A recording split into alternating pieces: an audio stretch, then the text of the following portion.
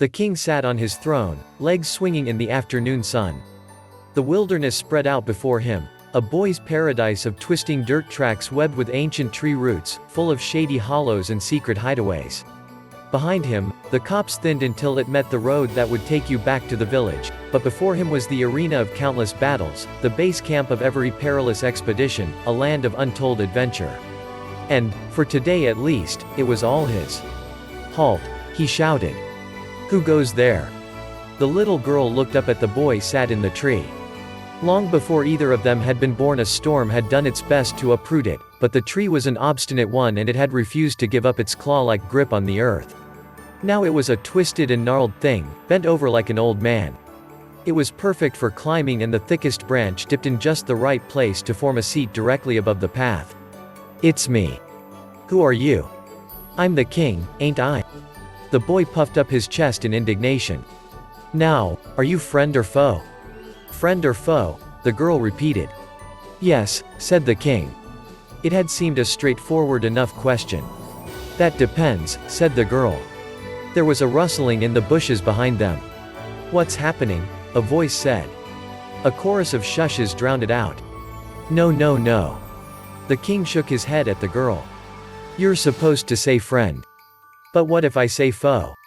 "Well," the king said, fearing that he was losing his grip of the situation, "in that case, everyone jumps out and chases you back to the river."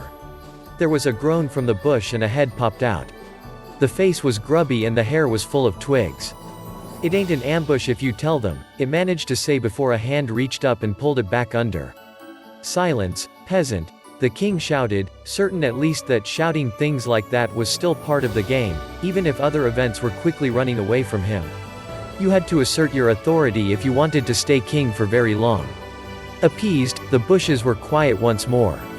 "All right then," said the girl. "Friend." "Aha," the king declared, raising one finger to indicate that the girl had been got. "That's exactly what a goblin would say." "Do I look like a goblin?" "Well, the king floundered again. "No, not exactly. But that's because goblins is the master of disguise, right?" The bushes rustled in agreement. "I take it that a goblin would also say that they weren't, in fact, a goblin." "Exactly," said the king, nodding sagely. This newcomer was catching on quickly. "Oh dear," said the girl, all big eyes and innocent expression. "Then it would seem that we are at an impasse." The king did not know big words and chose to ignore this. "Whatever," he huffed. "You can't come past here till you prove you're a good guy. I'm the king, so you has to do as I says, and I says no dirty little goblins can come in the village. Even if they are little girls." A few more heads were popping up now, craning to see who was there and what the delay was. Generally, this game had less talking and more running around and screaming. "Oi, Dylan. Knock it off." "That's King Dylan, to you," Dylan said, turning to face the dissenting bush dweller. It was his squire, otherwise known as Fred Carson, the butcher's son. "Just give it up, all right," his friend said. "She's not playing with us." "Why not?" Dylan turned back to the girl. "You want to play, right? You have to be a goblin though. Everyone's a goblin, first time they play. You get to hiss at people and do cunning schemes, but you always lose in the end on account of being evil." "I'd like that," the girl said. "She's not playing with us," Fred growled. Fred was bigger than the rest of them, older too. He may have been on the rotund side, but once he picked up enough momentum it was like having a steamroller after you, and whilst his fingers looked all the world like his father's pork sausages, they made a mean fist. The children in the bushes glanced back and forth between the two of them, trying to pick a horse to back. There was a general shuffling in Fred's direction. King Dylan suddenly felt very exposed. "Why not?" Dylan asked nervously. "My dad says not to mix with folk like her," said Fred. "She's not one of us." "But I'm the king," but Fred wasn't looking at him anymore. He was looking at the girl. "We aren't playing, Dylan. It's time for little witches to go back where they came from." The girl shrugged and turned around, starting her way back down the path. She didn't look upset. That somehow made it worse, Dylan thought. Next moment he was falling out of the tree at Fred, yelling at the top of his lungs. The onlookers weren't quite sure what to do. Real fighting didn't happen very often. Goblin King, a bush voice suggested. Goblin King. The cry became, and suddenly everyone had joined the skirmish. 5 minutes later, all squabbles outside of the game were forgotten. The goblins had infiltrated their ranks and there was no time for such trivial matters. It was a good game, although Dylan lost, of course. Her name was Ivy, he found out at school. She lived with her mother in a house on the outskirts of the village. They were not from around here, said Ben Hudson, the grocer's son. They were, it was widely agreed, bad sorts. They didn't come to church anymore, which was a telling sign, said Lucy, one of the pastor's daughters, and it meant they were certainly heathens. Ralph Hind, the pub landlord's youngest, said that heathens could do all sorts of black magic, and that Ivy's mother must have used some black magic to make her husband disappear because no one knew who he was. Ivy, whispered Lily Evesham, the shopkeeper's daughter, didn't have a father. Arthur Perkins didn't have a father either, but that was different because he had been killed in a plowing incident and had gone to live with Jesus. Ivy didn't have a father because her mother was a witch and a hussy. Those were the words Fred Carson used, and his father was generally considered a reliable source of information. You learned all sorts, slicing people's bacon. Not that Ivy's mother bought any. You couldn't trust people who didn't like bacon. Dylan's father told him not to go around asking those sort of questions and gave him a thick ear before bedtime. He was not to play with Ivy or talk about her mother in this house again. They weren't from around here. It was a few weeks before he saw her again. He was stood daydreaming in the shade, his back up against the rough bark of an oak tree. In the distance, he could hear the squeals and laughter of his friends causing chaos.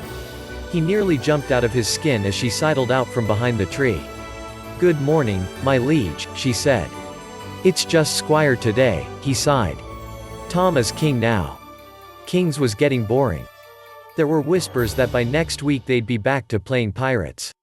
They could steal old bits of wood and rope from their dad's sheds and the flag from the market square and build a raft to sail down the river like last year, try and beat the record before it sank. "And how goes the war with the goblins?" "It's boring," Dylan pouted. "I'm guarding our base, see? But we're thrashing 'em so it's dead quiet here." "This is your base?" "Yeah." Dylan gestured at the small hollow in the ground behind him, half hidden by the trees. "And that there's the scone of stone or something. If you have that you win, so I've got to stop anyone pinching it." "Oh," she said, adjusting her satchel. "Only I like to come and sit here." They regarded each other dumbly. Dylan didn't notice the unasked question floating in the air. "What's in the bag?" he asked, when the silence and her dark-eyed stare got too much for him. "Books," she said. "Like, spellbooks." Dylan shifted his weight slightly. Ivy tilted her head to one side, face scrunching up as she gave this serious consideration. "In a way," she said. She gave nothing else away. "Where are you from?" he asked. She pointed back along the track towards the river. "Up on the hill," she told him. "But there's nothing past the river," he said, brow furrowing. "There is," Ivy said. "There's my house and Mr. Lowe's fields and Mr. Digby's flock and a few other families." "Nothing much," he conceded, not about to be proven wrong about his own village. "The whole world's beyond the river," Ivy pointed out. Dylan blinked. The village was the world, all the world that Dylan needed. It was easy to forget about the rest of it, the bits that only existed on maps in geography class or in adventure stories. Here was where all his friends were and where everyone knew who he was and said hello to him on the street. The rest of the world didn't seem all that important. "True," he said. "And you're from there?" "From the world." She looked at him as though he had 3 heads.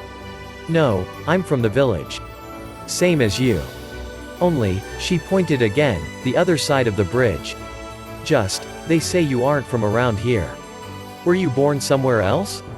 "Oh, yes," she nodded as though she finally understood his question. "At the hospital." Dylan didn't think that this was what they meant. He tried a different question. "They say your mum's a witch," he said, knowingly. "Yes," she replied. "You mean?" "They say that, yes." "Oh," said Dylan. He hadn't expected her to be so upfront about it. If his mum was a witch, he'd have kept it a secret. Ivy rocked back and forth on her heels. "So can I come sit in your base?" she asked at last. Dylan bit his lip. He looked around, but there was no one except her, looking up at him with her big round eyes and serious expression. "I guess so," he gave in. "But you can't touch the rock. That's what I normally sit on." Oh. If she was sat on the rock, Dylan reasoned, no one could take it. Probably not even Fred could lift the rock if a girl was sat on it. Even a small one from across the river. Really, he was just doing his job if he let her in.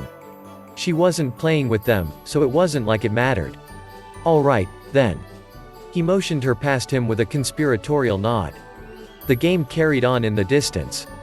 Dylan dug his hands into his pockets and leant against the tree to wait. Every so often he snuck a glance over his shoulder, keeping a close eye on the witch's daughter as she read her book of spells. Asterisk asterisk asterisk, "You'll miss your tea, boy," said Mrs. Hayes from her front doorway. "Your mother'll go spare."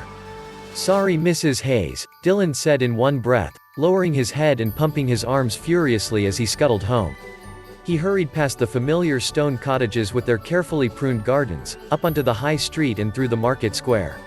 He rounded the corner at the butcher's shop, almost colliding with Mrs. Richardson coming the other way. "Evening, Dylan," she said. "How's your mother?" "Fine Mrs. Richardson," he told her, jogging backwards as he spoke to her. His father worked for her husband. "Hurry along, young man," she waved him away. "Goodbye Mrs. Richardson." He turned and skipped his way into a full canter. Curtains twitched as he ran past. The sun was quickly disappearing behind the church spire. He could see his house now. His mother stood at the gate tapping her foot, apron still tied around her waist. Asterisk asterisk asterisk, it wasn't pirates the following week. Everyone still wanted to play kings. Someone had borrowed their mother's mop so they could try jousting, but it had been a bit one-sided, what with only the one mop. After a while, Dylan had grown bored and wandered off. No one seemed to notice. He found himself coming by the hollow without knowing why. Ivy was there, head stuck in a book. "Whatcha reading?" he asked. "A book," she said, then noticed that he seemed to be expecting more from her. "It's about a boy on a desert island." "I thought you said they were spellbooks?" "Oh, they're magic all right. You can go anywhere with a book. Anywhere at all, without moving." That did sound like witchcraft. "Are there pirates?" he asked. "I don't know," she said. "I haven't finished it yet. Mind if I sit with you?" Ivy shrugged. He peered over her shoulder until eventually she sighed and passed the book over to show him the pictures. Palm trees and beaches. And pirates. Witches' books have pirates. Asterisk asterisk asterisk, some of the boys were going to go up to the cottage on the hill. It was for a dare. Someone's brother had seen all kinds of terrifying things in there, bubbling cauldrons and demon statues with glowing red eyes and severed hands wrapped in spiders' webs. Ivy's mother was a black widow, and she worshipped the devil. They were going to take eggs to throw at the windows. Dylan thought it all sounded quite unlikely. Ivy seemed quite nice, for a witch's daughter. It wasn't as though they were hurting anyone. He told them what he thought about the whole thing. He went home with a black eye.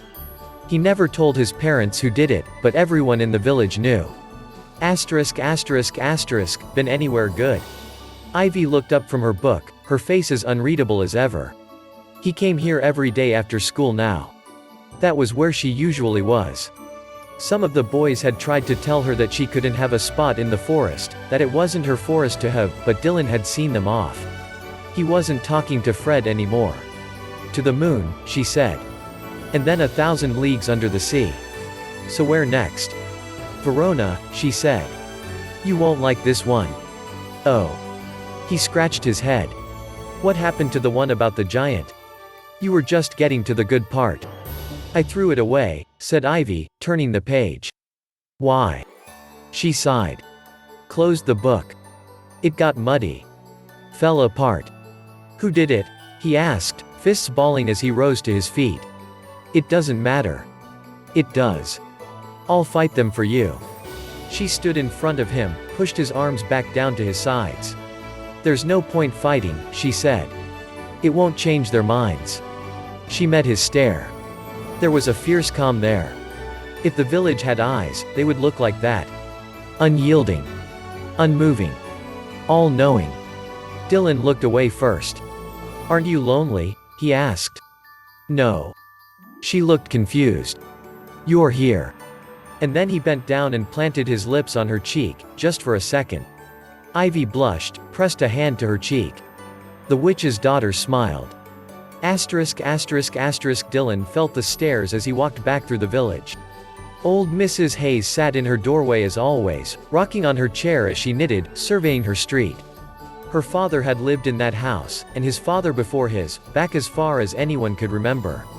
She would die in that house. "Evening, boy," she said. He could feel her eyes on him, as though she could see ivy on his hands and on his lips. He mumbled some reply, turning red as he spoke. "Strange child," she said, though he could still hear her. Half the village probably heard. He'd do well to stay away from that one. Ivy moved away a few months later. Her mother had given in to the other adults' barely concealed contempt and taken a job somewhere else. No one would tell him where. Ivy was right, you couldn't fight the village. Her mother had lived here for 8 years, Ivy's whole lifetime. She had tried resolutely to plant her roots, but the earth here was poisoned to newcomers, too full of ancient roots that stretched back for 100 years without ever touching the outside world. No one understood where Ivy's mother had come from or the life she had had, and no one cared to find out either. They weren't from around here. Ivy's family was different, and that was that. Ivy had shown him the world, and now she had gone out into it, the only place she could belong. Eventually, he stopped going to the hollow to see if she had somehow come back, returned to the other boys. People started smiling at him again when he walked down the street, but they didn't look as friendly anymore. What once had been comforting now seemed stifling. They knew every inch of him, every secret. They couldn't bear not knowing someone, of not having the clout to tell someone who they ought to be. Within a few weeks, his friends had forgotten the summer he had spent with Ivy, and all was forgiven. They played cops and robbers, and cowboys and Indians, but it wasn't the same. Nothing was ever quite the same. The end.